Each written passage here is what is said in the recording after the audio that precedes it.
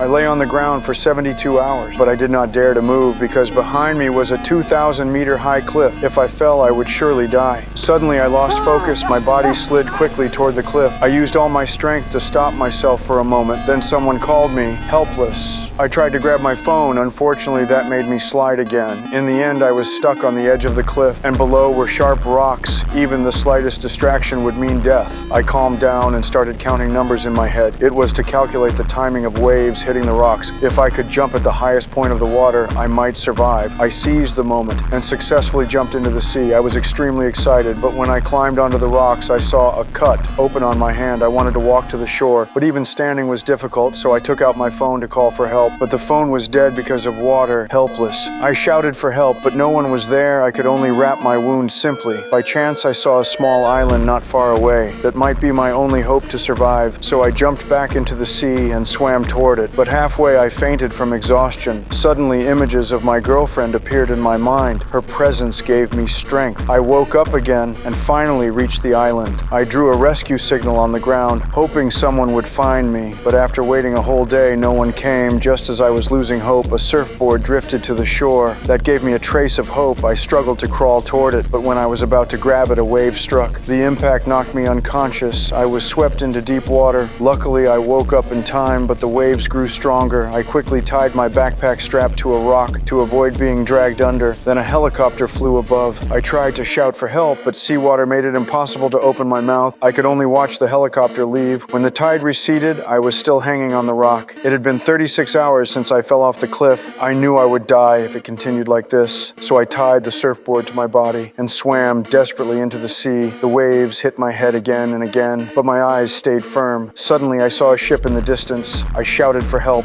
but the waves drowned out my voice. In a daze, I thought of my wife again. I could not give up. I had to survive. But soon the boat disappeared and I could no longer hold on. The surfboard slipped away and I slowly sank into the sea. The rope tied to my hand came loose. In the last moments of life, I recalled the happy times with my wife. Then a huge shadow appeared on the surface. It was not a shark. It was a passing boat. A person in a diving suit jumped into the water. He pulled me up toward the surface. After being trapped for 48 hours, I was finally reborn.